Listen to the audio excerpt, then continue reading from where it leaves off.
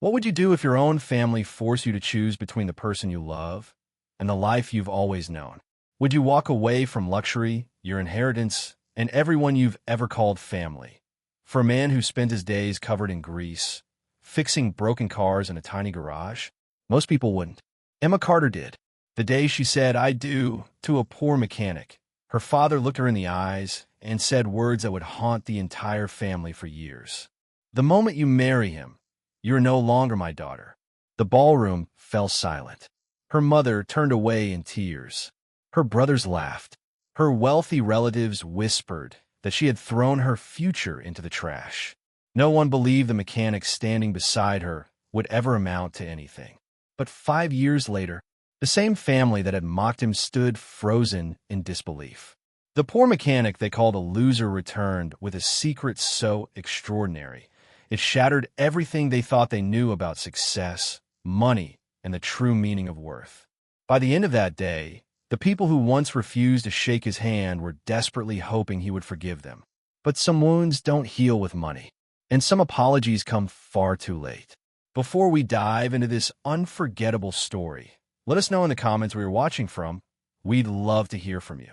And don't forget to hit that subscribe button, because here on Mind Echoes, every story reminds us that kindness, perseverance, and love often triumph where pride fails.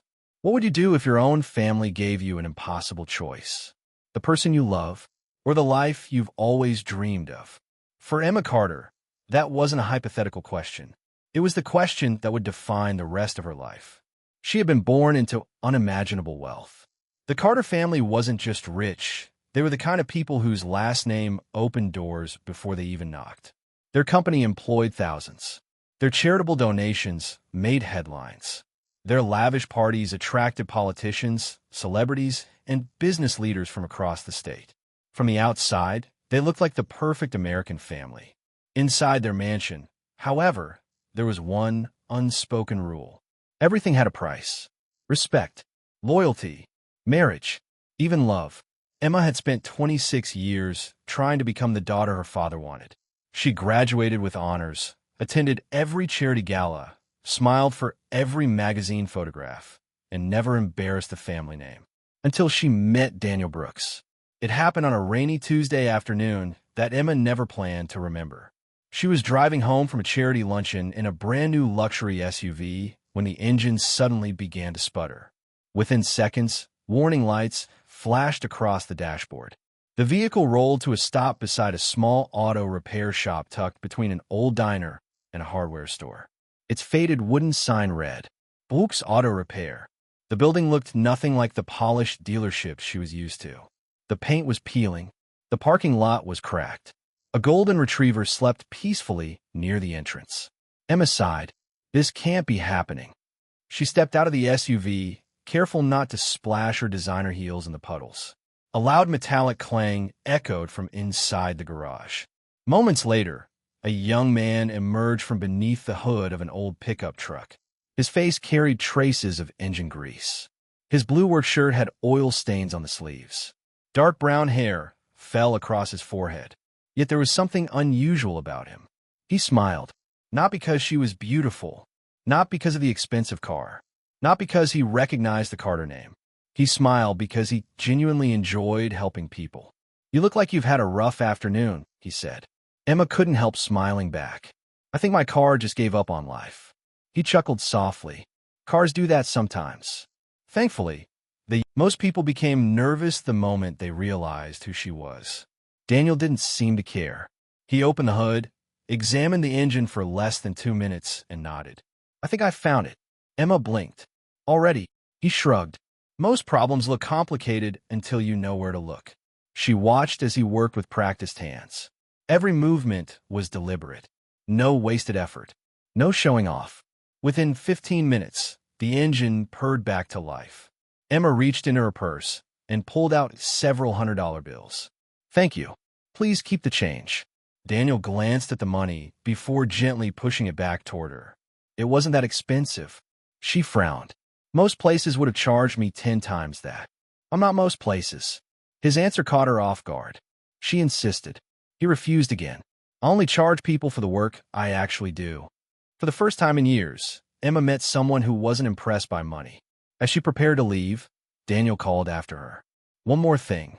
She turned. "Your front tire is wearing unevenly. You should get it checked soon." Emma looked surprised. "You noticed that?" He smiled. "I notice little things." She drove away, but she couldn't stop thinking about the mechanic who had refused easy money. Over the following weeks, she found excuses to return. Sometimes it was an oil change. Sometimes a tire rotation. Sometimes she simply drove past the garage hoping he would be outside. They talked about books, movies, childhood dreams, family. Daniel told her he had inherited the garage from his late grandfather, who had taught him that honesty was worth more than profit. Emma listened more than she spoke. For the first time, someone wanted to know who she was, not what she owned. Months turned into a year. Friendship slowly became love. Daniel never rushed her, never pressured her, never asked about her family's fortune. When he finally proposed, it wasn't in a five-star restaurant or aboard a luxury yacht. It happened beneath the old oak tree behind his garage as the sun disappeared behind the hills. He held out a simple ring. "I can't promise you a mansion," he said quietly. "I can't promise expensive vacations. I can't promise you'll never have hard days. But I promise that every morning I'll wake up grateful you're beside me. And every night, I'll do everything I can to make sure you know how deeply you're loved." Emma's eyes filled with tears. It was the richest promise anyone had ever made to her. She whispered one word, "Yes." But while their hearts celebrated, elsewhere, a storm was already beginning. Because the moment Richard Carter learned that his daughter intended to marry a mechanic, he made a decision that would change all of their lives forever. Emma knew the conversation couldn't be postponed forever. For weeks, she'd rehearsed the words in her mind. Every version ended differently. Sometimes her parents smiled and gave Daniel a chance. Sometimes they were disappointed, but accepted her decision. Deep down, though, she knew those endings belonged in movies, not in the Carter family. The Carters had built an empire by making calculated decisions. They didn't believe in taking chances, especially when it came to family. And Daniel Brooks was, in their eyes, the biggest risk Emma could ever take. On Friday evening, the Carter mansion glowed beneath hundreds of warm lights. Luxury cars lined the circular driveway as guests arrived for the family's monthly dinner, a tradition where business was discussed as often as family. Inside, crystal chandeliers sparkled over a dining table that seated 24 people. Silver cutlery reflected the light like polished mirrors. Every chair was occupied by someone successful: CEOs, investors, attorneys, surgeons, and executives. Everyone, except the mechanic. Emma walked in with Daniel at her side. The room grew unnaturally quiet. Conversations stopped in the middle of sentences. Wine glasses froze halfway to waiting lips.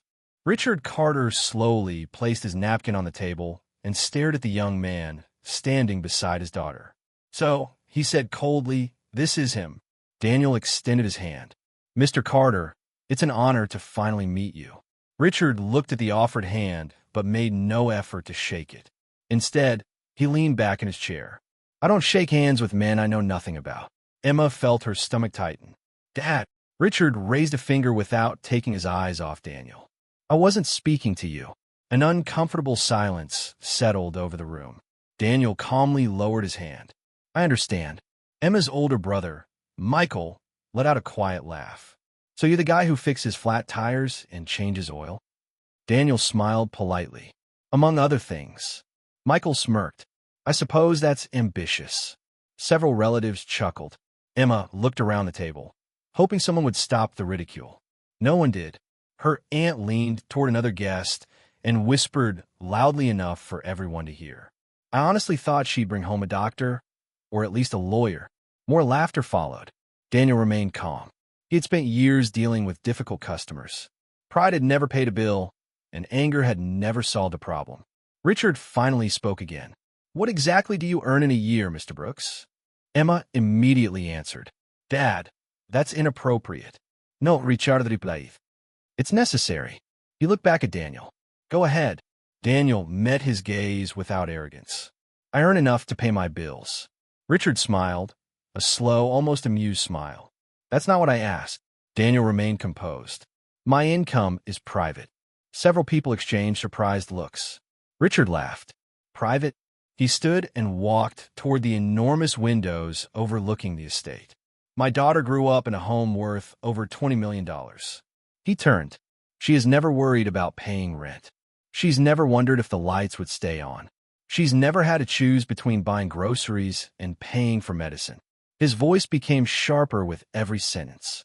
And yet she expects me to believe she'll be happy living in a tiny apartment above a repair shop? Emma stood. I don't care about the money. Richard's expression hardened. That's because you've never lived without it. The room fell silent again. Daniel finally spoke. Sir, may I say something? Richard crossed his arms. You have 1 minute. Daniel took a slow breath. I wasn't raised with wealth. My grandfather taught me to work with my hands.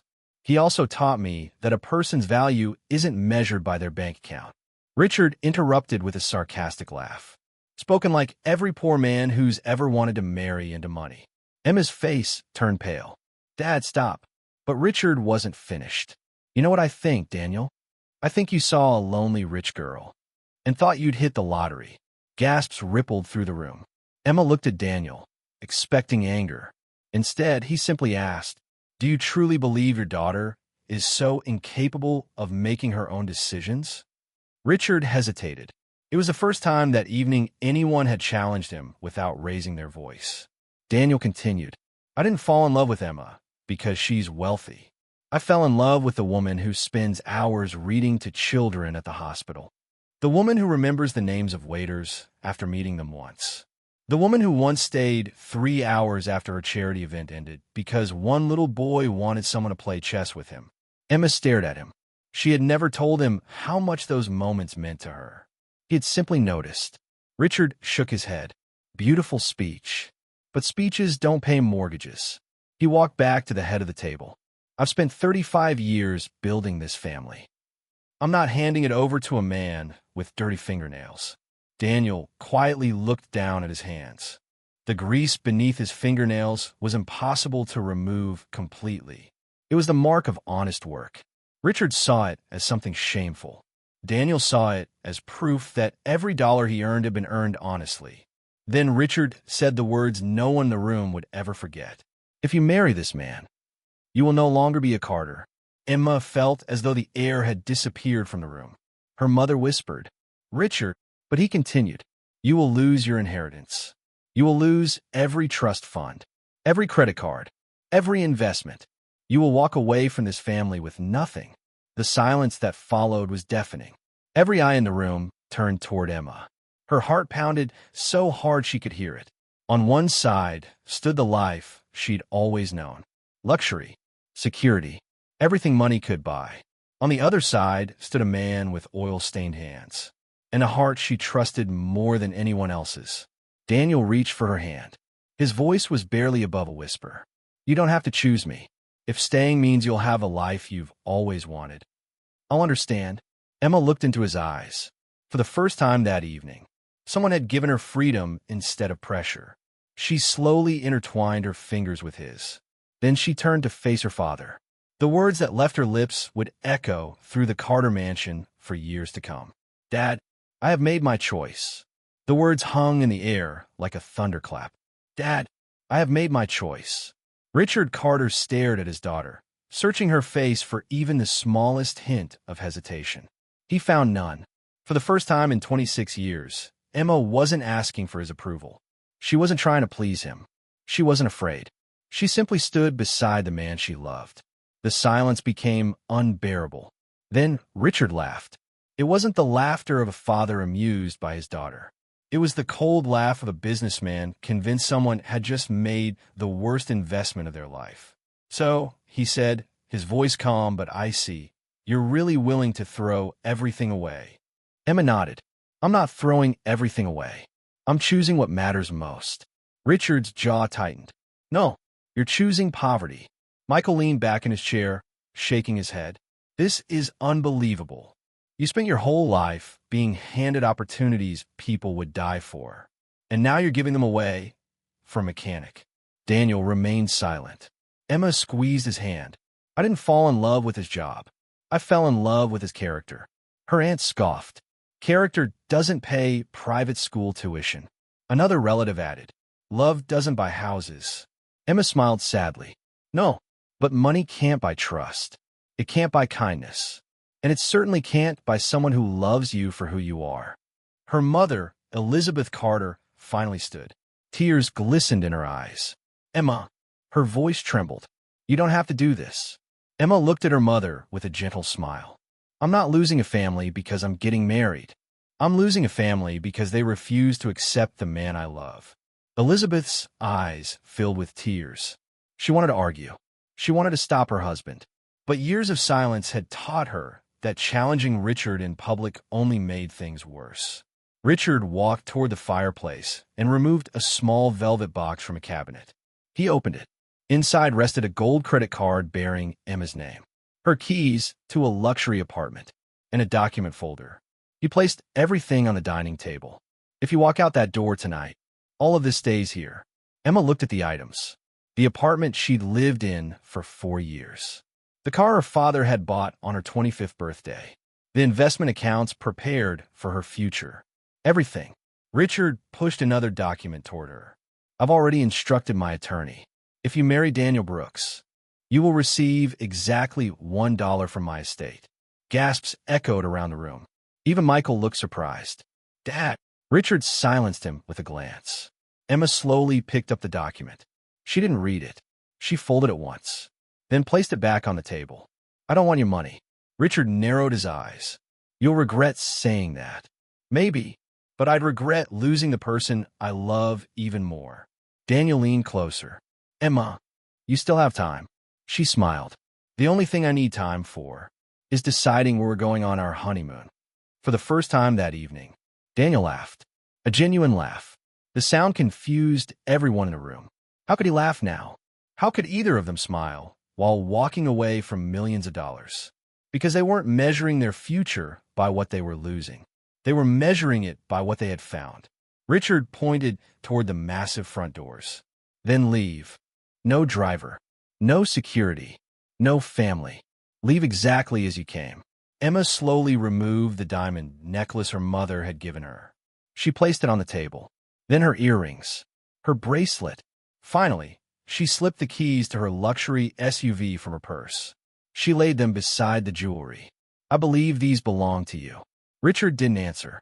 She walked toward her mother. Without saying a word, she wrapped her in a long embrace. Elizabeth broke down. I'm so sorry, she whispered through tears. Emma kissed her forehead. I'll always love you, Mom. Then she turned to her younger sister, Olivia. Olivia was crying silently. I'm going to miss you. Emma smiled. My phone number isn't changing. Olivia hugged her tightly. I'll call you. I know. Michael avoided looking at her, whether from anger or guilt. Even he wasn't sure. Emma finally walked toward the enormous front door. Daniel followed. Just before reaching it, he stopped. He turned back toward Richard. I know you'll never believe this, but I'll spend the rest of my life proving that your daughter didn't make a mistake. Richard didn't even look at him. You got 5 years. The room fell silent. 5 years. It sounded less like a statement and more like a challenge. Daniel nodded once. I won't waste them. Together, they stepped outside. The heavy wooden doors closed behind them with a deep, echoing thud. It sounded like the end of one life and the beginning of another. Outside, the night air was cool. Emma looked around.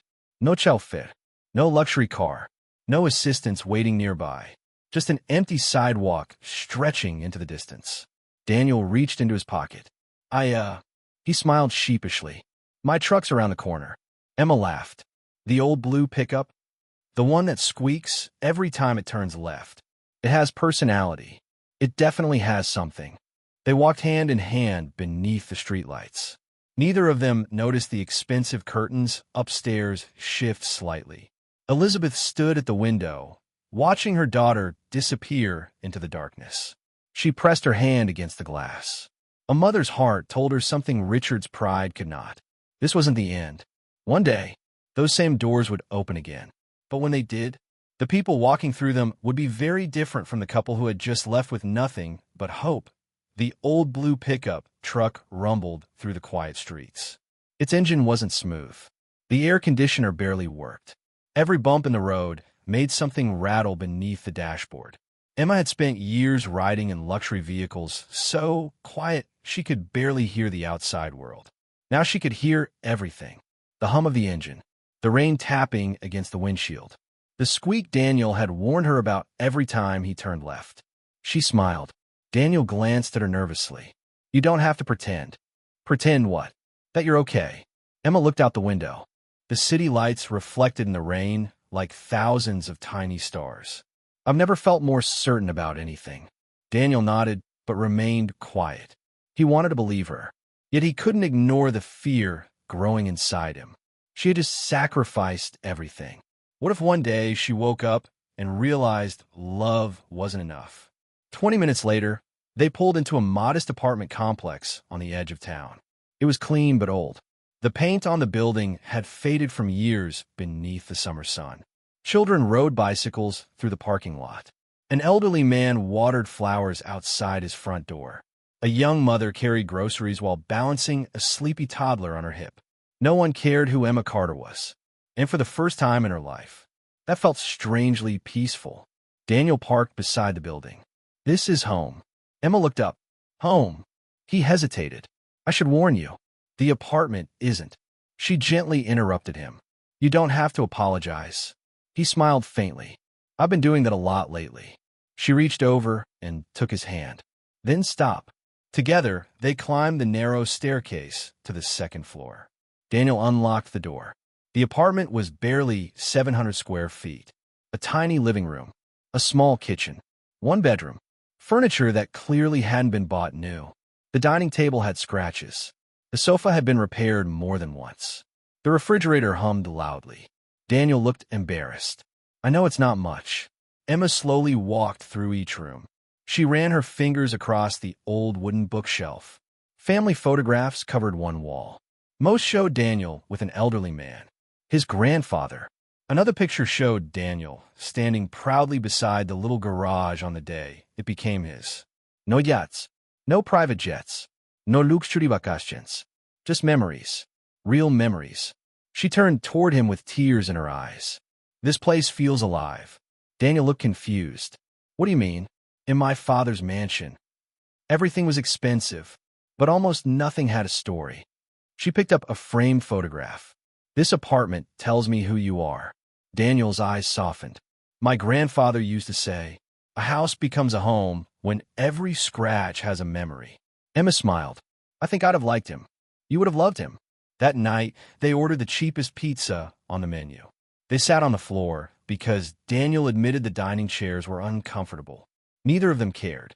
They laughed over burnt crusts, talked about names for future children, dreamed about opening more repair shops one day. Before going to bed, Emma looked around the apartment one more time. It wasn't luxury. It was peace. The honeymoon phase, however, didn't last forever. 3 months later, reality arrived. A customer failed to pay a large repair bill. Another canceled an expensive engine replacement at the last minute. Business slowed dramatically. Bills didn't. Daniel sat at the kitchen table late one evening staring at unpaid invoices. Electricity, insurance, rent, equipment payments. The numbers refused to work. Emma quietly placed 2 cups of coffee on the table. Long day. Daniel rubbed his forehead. I'm trying to figure out how to make $1,000 appear. She sat beside him. We'll figure it out. He forced a smile. You always say that. Because it's true. Daniel looked away. I hate this. Hate what? That you gave up everything. And now I can't even give you an easy life. Emma reached across the table. Look at me. He did. Do you know what my father thinks? Daniel remained silent. He thinks you'll fail. He thinks I'll come crawling back. He thinks money determines a person's worth. She squeezed his hand.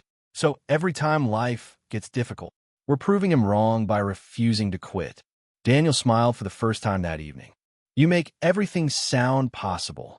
Maybe because it is. The next morning, Emma made a decision. Without telling Daniel, she started looking for work.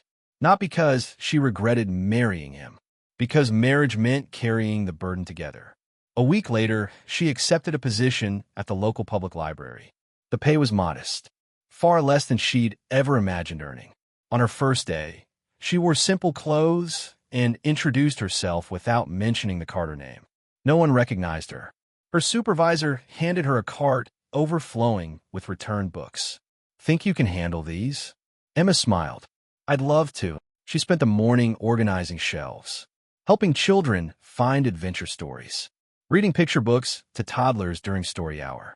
When an elderly woman couldn't reach a book from the top shelf, Emma climbed the ladder without hesitation. By closing time, her feet ached, her back hurt, but something inside her felt lighter.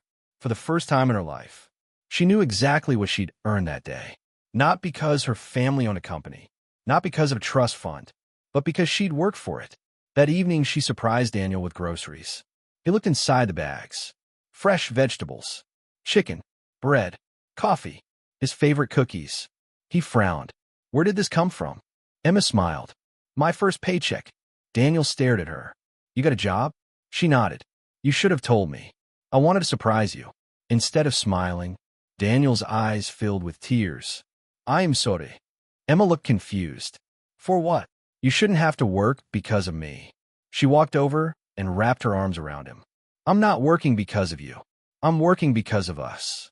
There is a difference. Daniel held her tightly. In that moment, neither of them noticed a black luxury sedan parked across the street. Inside, a man lowered his camera after taking several photographs. He picked up his phone. Mr. Carter. His voice was calm. I found them. A long pause followed. Yes, sir. They're living exactly where you said they would. Another pause.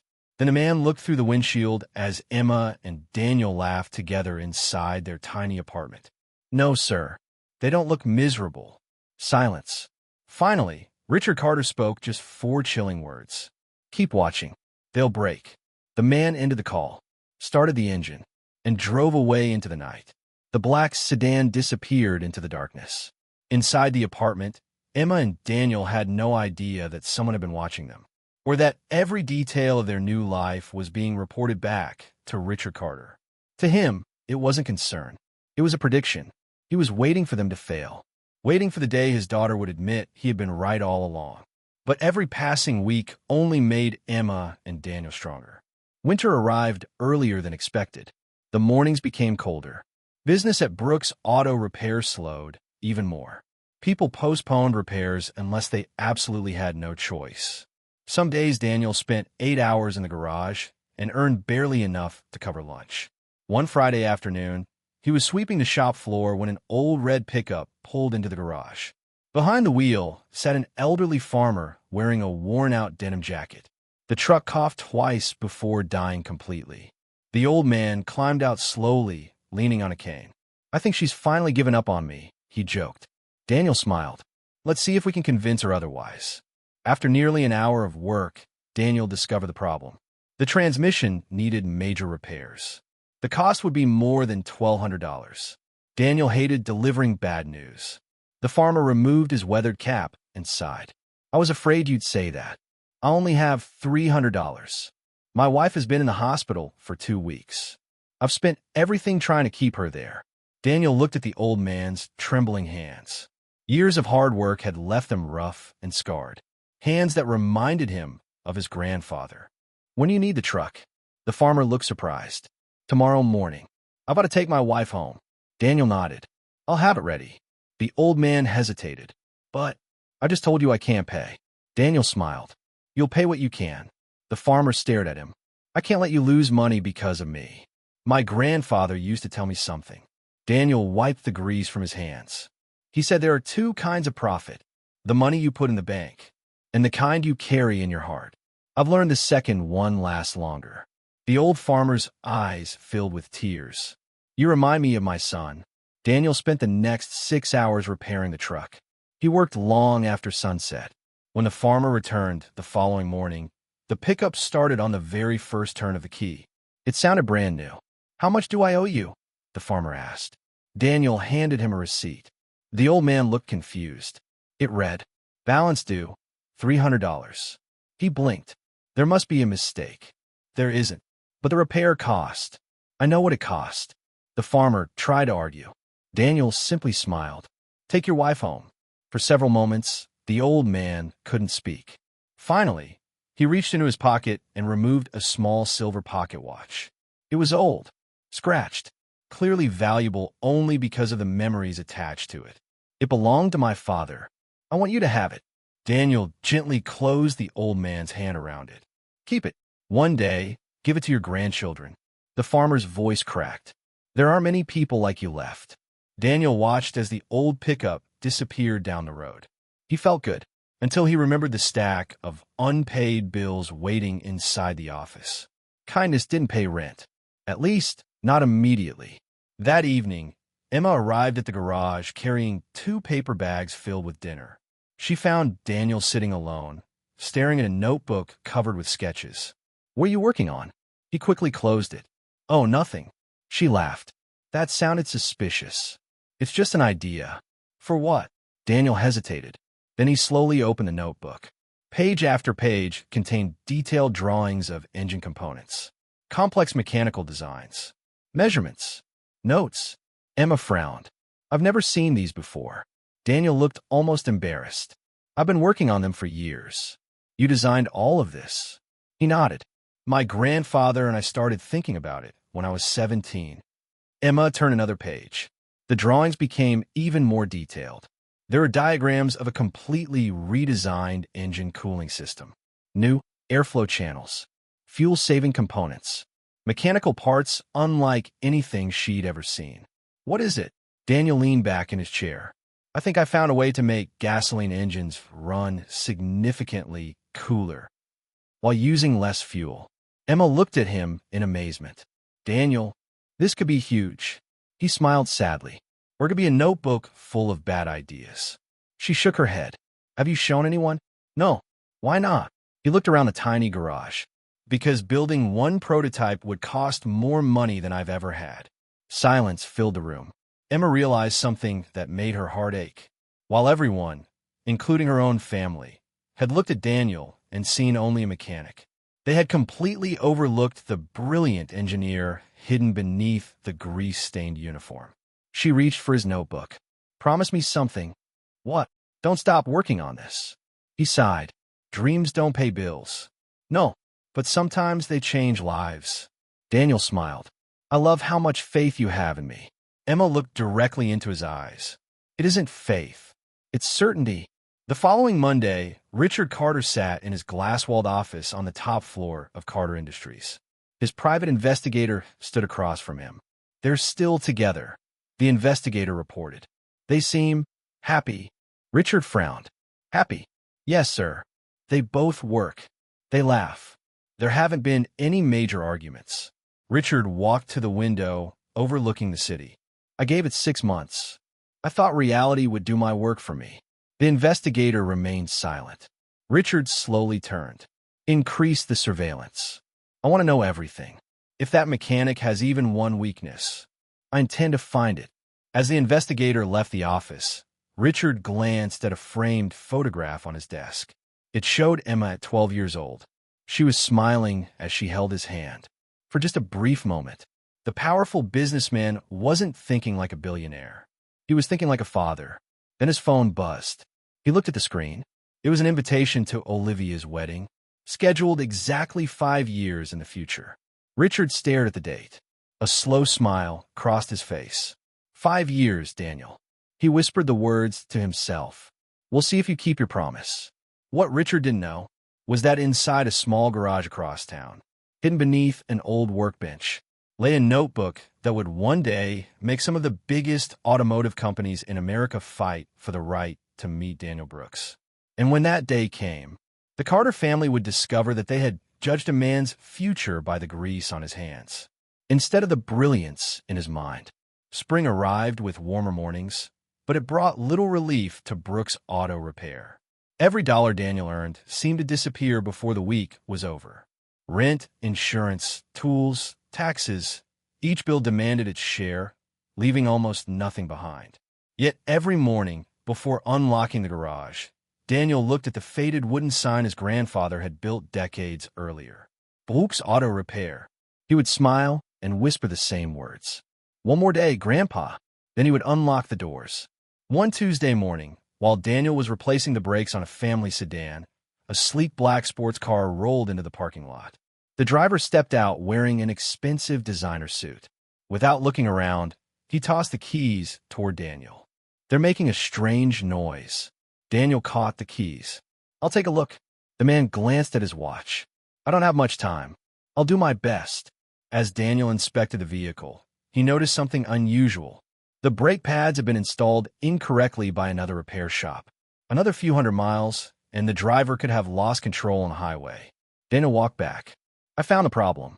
"Good." "The brakes were installed incorrectly." The man frowned. So whoever worked on them put your life in danger." The customer shrugged. "Just fix it." Daniel nodded. 3 hours later, the repair was complete. When the customer returned, Daniel explained everything in detail. The man barely listened. He handed over his credit card. Before leaving, he stopped. "You own this place?" Daniel smiled. "Edo." The man looked around the aging garage. "You should sell it." Daniel blinked. "I am sorry. This neighborhood is dying. The building is old. The business isn't worth much. You look smart enough to get a real job." Daniel simply smiled. "My grandfather built this garage. I plan to honor what he started." The man laughed. "Sentimental people never become wealthy." He drove away without another word. Daniel watched the sports car disappear. Then he quietly returned to work. He had heard similar comments his entire life. Poor people dream too much. Mechanics never become millionaires. People like you should know your place. The words no longer hurt, but they never disappeared. That evening, Emma arrived carrying homemade lasagna. She found Daniel sitting on the shop floor beside his grandfather's old toolbox. "You look exhausted." "I am." She sat beside him. "What happened?" Daniel told her about the customer. When he finished, Emma smiled. "Can I tell you something?" "Always." "My father says almost the exact same things." Daniel laughed. "Really? Success belongs to people with vision." Daniel nodded. "That's actually good advice." Emma smiled mischievously. "He just forgets something." "What?" "Vision has nothing to do with how much money you already have." Daniel laughed harder this time. "I think you're secretly becoming a philosopher." "No." She leaned against his shoulder. "I'm just married to someone everyone keeps underestimating." 2 weeks later, just after midnight, Daniel woke to the sound of his phone ringing. He glanced at the screen. Unknown number. "Hello. Mr. Brooks?" "Yes. This is the fire department." His heart stopped. "We're calling about your garage." Daniel sat upright. "What happened?" "I'm afraid there's been a fire." Within minutes, Daniel and Emma were racing through empty streets. As they turned the final corner, orange flames lit up the night sky. Smoke billowed into the air. Viele Fichte surrounded Brooks' auto repair. Water sprayed from every direction. Neighbors watched in stunned silence. Daniel jumped from the truck before it had completely stopped. "My garage." A firefighter grabbed his arm. "You can't go in there." "My grandfather's office." "It's too dangerous." Daniel struggled. "There are things inside." The roof could collapse any second. Emma wrapped both arms around him. "Daniel." He froze. The front half of the garage was engulfed in flames. Windows shattered one after another. The old wooden sign crashed onto the pavement. Daniel watched helplessly. It felt as though he were watching his entire life disappear. Tears streamed down his face. "I failed him." Emma turned him toward her. "No, my grandfather trusted me with this place. And now, it's gone." She placed both hands on his face. "Listen to me. A building can burn. Wood can burn. Tools can burn. But your character cannot. Your knowledge cannot. The kindness that built this business cannot." She pointed toward the firefighters. "Look around." Daniel did. Neighbors stood outside, despite the late hour. Several customers had arrived after hearing the news. The elderly farmer whose truck Daniel had repaired stood silently with his cap in his hands. A young mother Daniel had once helped without charging a labor fee hugged her children tightly. Even the local mail carrier stood nearby. Daniel looked confused. "Why are they all here?" Before Emma could answer, the elderly farmer slowly walked forward. Then he removed an envelope from his jacket. He handed it to Daniel. "Open it." Inside was a check. Daniel's eyes widened. "No." I can't accept this. The old man smiled. You already did. One by one, more people stepped forward. The single mother placed $50 into Daniel's hand. A retired teacher offered $200.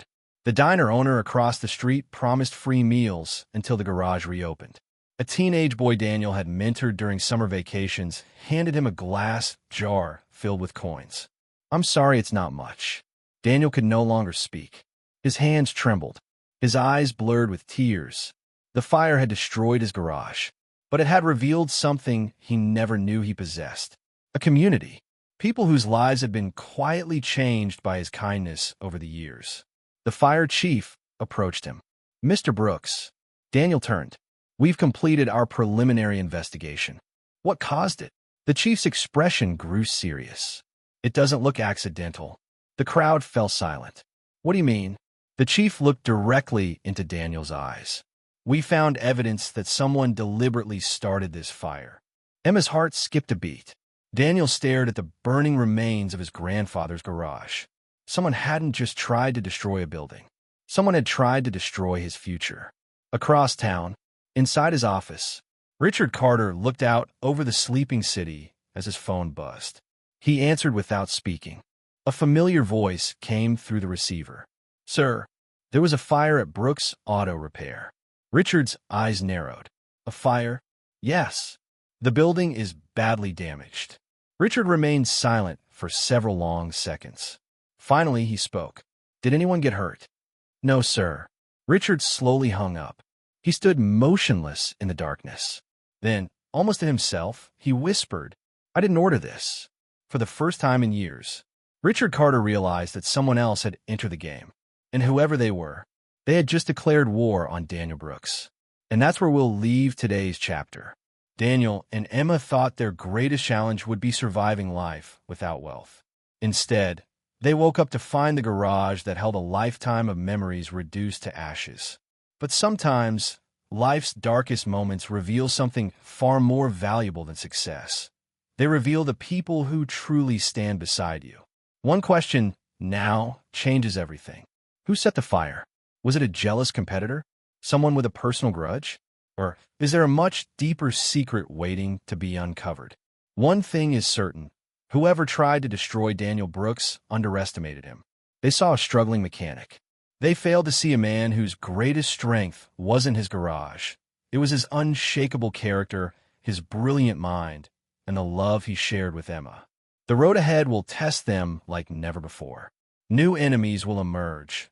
Old wounds will reopen, and long-buried truths will come to light.